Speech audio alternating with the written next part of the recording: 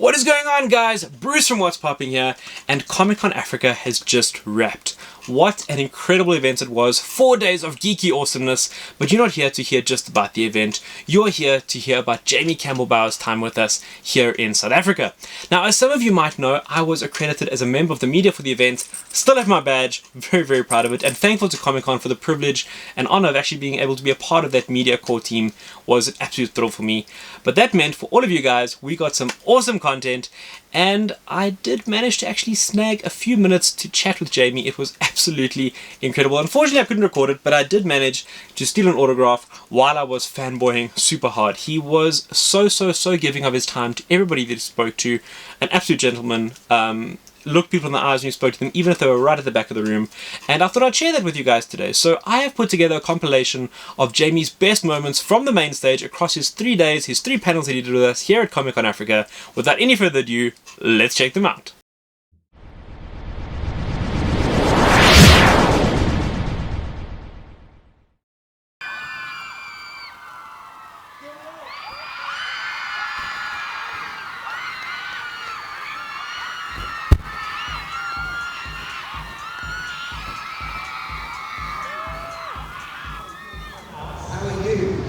Good. I mean, we both were very fortunate to experience the lovely load shed last night. To experience that. We thought we were immune because we were at a fancy hotel, but y'all didn't let us down. Did not let us down. It was kind of nice. My phone ran out of battery. I was like, this is cool. I'm good with this. No, I said you came with somebody, so you weren't alone in your room like I was. Having a spooky time in the dark. Oh,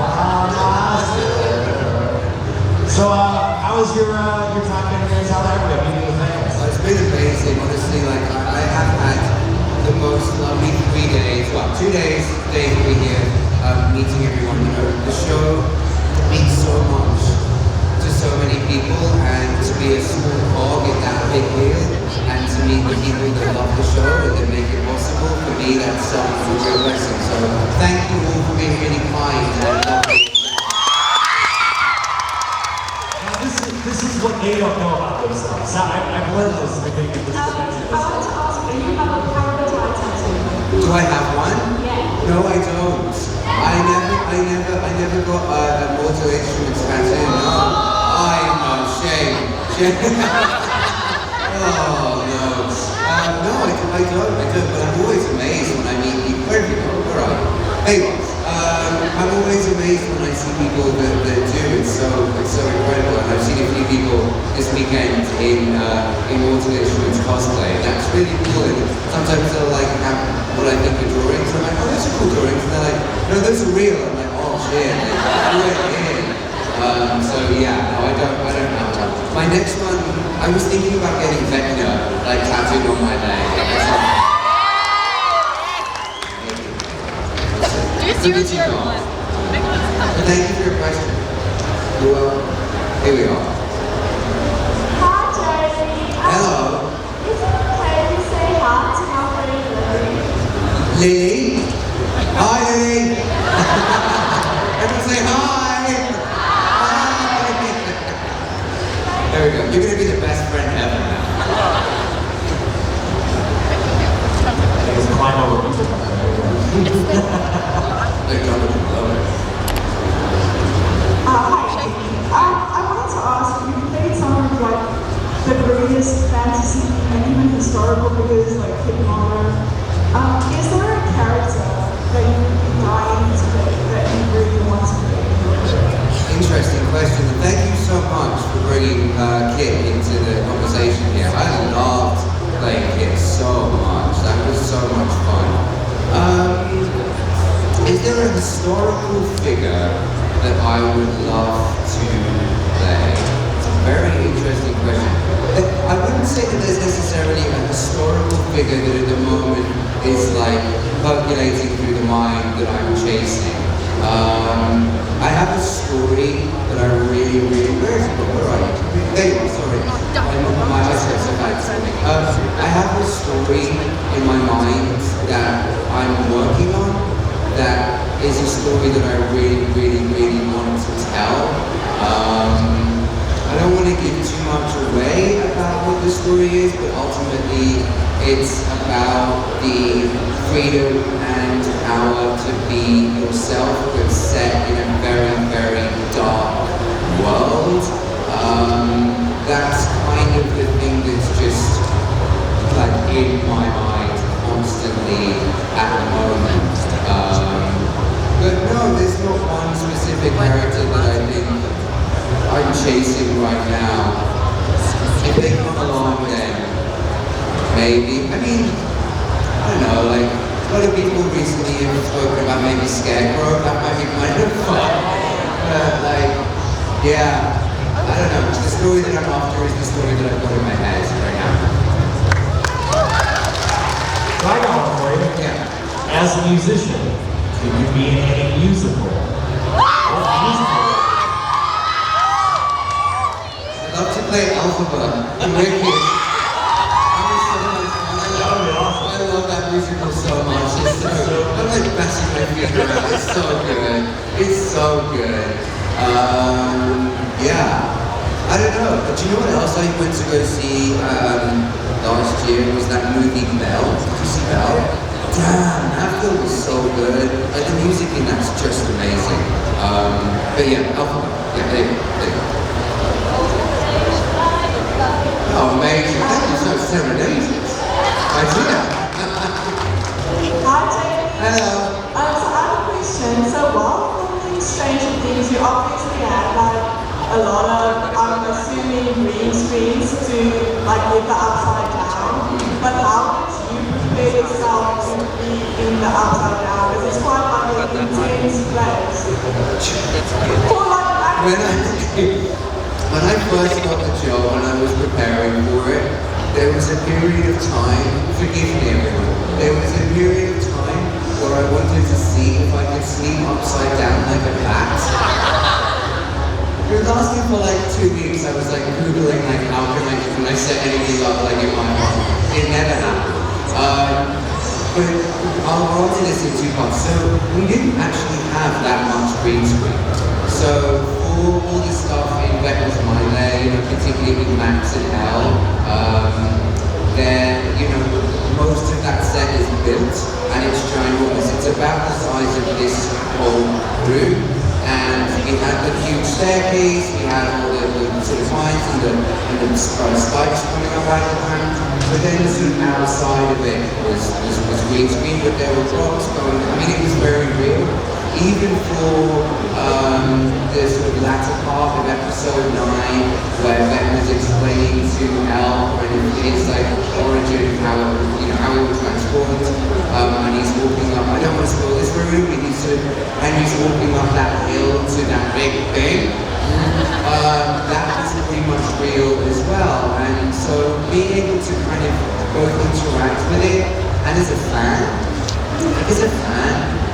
has everyone seen the show? Has everyone watched it? So as a fan, when I saw that page, particularly when Henry walking up to the wine there, I was so stoked. Like that for me was like, I was like, oh damn, that's the coolest thing I've ever read. Like I'm a huge fan of the show, so I couldn't see that, and it literally was like this. It was a warehouse, but in my mind, I could just see the thing like forming, and I just felt so hot. Like I was so full of electricity. So really, like to prepare, I was a fan, so I knew what I was stepping into. I knew the world that I was creating, and that was just really exciting. I just was pumped by that. Thank you for your question. Yes. Hi. So, all the parts that you had to work with, who would you say was your favorite person to work with? All the cast members. Oh God. Videos down. In order it goes. I mean, I've been very, very fortunate because pretty much every single actor or actress that I've worked with has been amazing. Like, and I say that with no lie. Like, they've really, really been incredible. And each of us has our own thing that we bring, to life and our own beauty. And So there's not sort of one person that's greater than any, you know, everyone has their own unique quality. But somebody asked me the other day about sort of inspirational actors that I worked with, and I know I spoke a lot about Stranger Things, and I know it's in, you know, the sort of cultural zeitgeist right now, but to work with Millie, and to see the way Millie interacts with people on set, to see the way that she kind of performs, is so invested in her character, deals with other actors, lets other actors do their thing, and then does her thing, like, that's so inspiring to me. It's really, really inspiring. I love her so much, but I love every single cast member of this show so much. Everyone that I got to work with, and even those I didn't get to work with, it feels like a big family, and to be a small part of that is really beautiful. So thank you. Alright, time for one more question. One more. Then we're gonna do something stupid. Hi. So, one of my friends who comes to me was screaming his sister, so I'm asking a question on her behalf. How was everyone in the cast when you worked with them? Did you have fun? How was it? Oh, then this is Stranger Things related, you saying, like joining the cast? Yeah. Terrifying. Absolutely terrifying. When we had the read-through first of all in March of 2020, and so we had sort of, you know, Winona and David and Millie and Gabe and Vic, you know, everyone was in the front table, those people who've done the show for 7 years, and then the newbies were set, you know, a table behind. And, you know, you walk into that room and I'm like, oh my god, this is crazy. Winona comes like bounding up to me. She's like, hi, I'm Winona. And I'm like, I know. You know, and Lizzie does the same thing, and Finn, you know, and so they made us feel right at home. They made us feel very, very welcome into their family. And one of the things that happened with me in the read-through is, as I'm doing those first interactions with Eleven as Henry, you know, she's in front of me, so her back's to me. And I start talking, and she turned around and she looked me directly in the eyes. And I was like, oh, it's on. Like, this person is down to connect, they're down to vibe, they're down to dig in, and I love that, and we trust each other.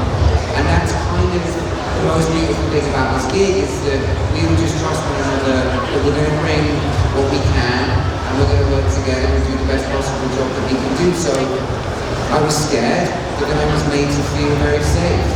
And that's, you can't ask for anything. In a work environment, in a creative environment, it's just unbelievable. It's really, really unbelievable. So, yeah, incredible, just incredible. But shooting it, I think.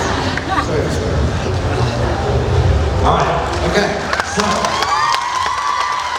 we have a lot of people here with us. We do. And I kind of want to try to get a photo of you with everybody. That'd be nice. But we're going to do, have you ever been able to be in multiple places at the same time? Oh, well, So sometimes. in a panoramic photo, if we film it right, Yeah. I'm going to get you to stand here.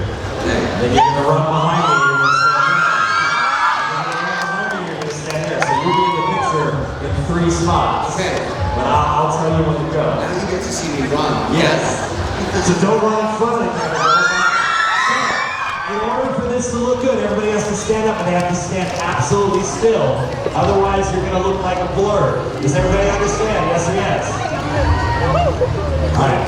I told you, you don't have to run. Alright, now we're going to go, I'll tell you when to move. So we're going to start speaking to everybody. Okay, now come behind me and go to the middle of the stage.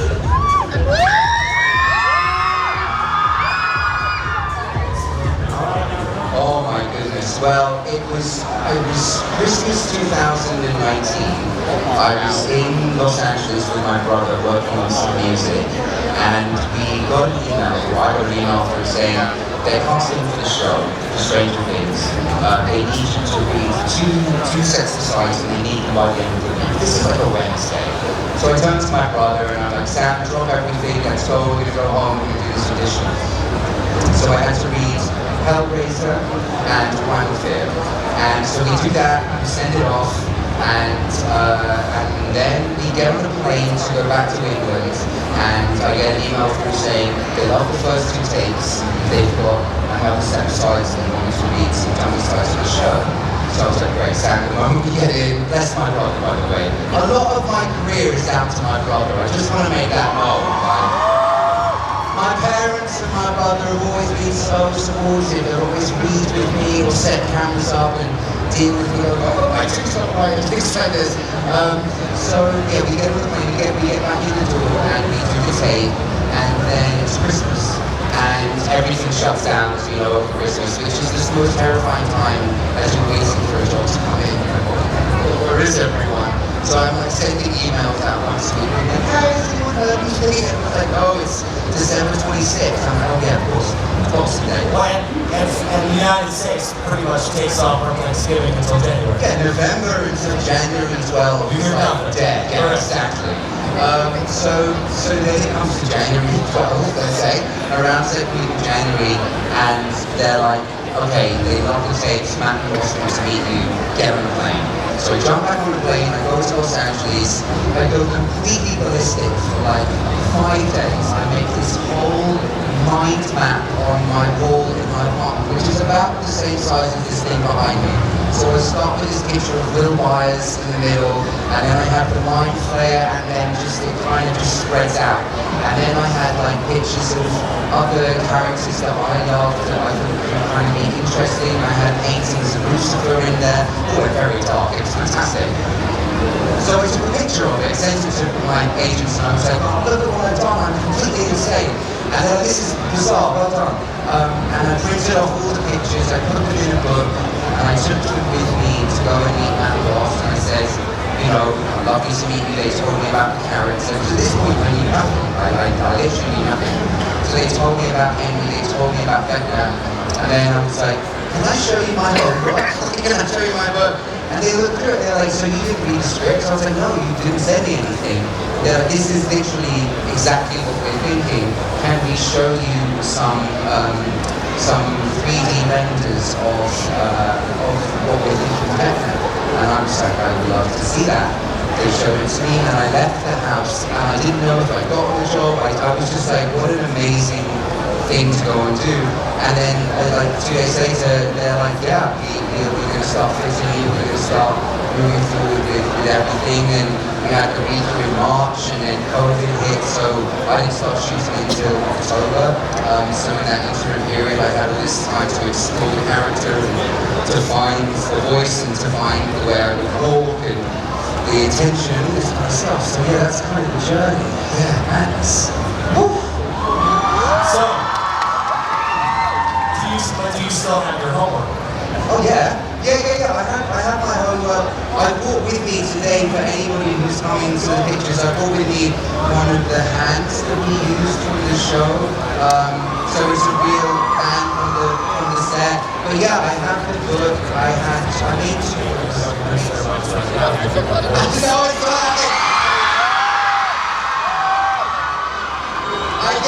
You have that power inside of you now. I get asked this 360, look at that, come back around. I get asked this so often now, and I feel like when I get the script, I have to be in a very particular zone.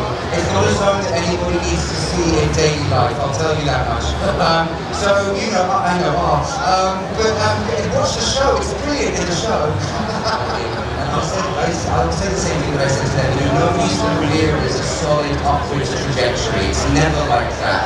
Careers go up and they go down and they go up again, and it's in those down moments that you're really tested as to whether or not you want to do the creative pursuit that you're going for. Do you give up? Do you pack all in and go home, or do you sit with the rough times and go, okay, I'm going to write this out and I'm going to just do the best thing that I can and push myself to go further, and that's what makes an interesting life, you know. And the idea of success, I don't think, should be based on monetary success or monetary wealth. I think it's based on picking up overnight and being really happy with the output that you've given to the world. And if you feel like you give as much of yourself as possible. That's it. That's what you can do. That's it. That's it. I made 2 books. I made 2 new books. One for Vecna and one for Henry. And depending on who I was working on that day, I take them in, I put them up in the trailer. I have them there so I can see. I change my photo background to a picture of a house burning. So yeah, I've got all of that. All of that. Yeah. So young Henry has some pretty amazing abilities. Yeah. If you could have an ability, any ability, as he was Jamie, what would that ability be? The ability to disappear. That will fight. I like the idea of fight. But yeah, I think invisibility would be really nice. Not because of anything to do with sort of fated things and you know, sort of personal life. I just think it'd be really nice to talk around and not have anybody know you. Kind of creepy, but fine.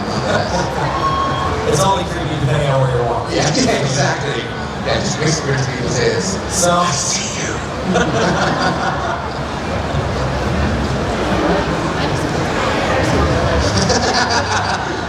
That landed well. Good.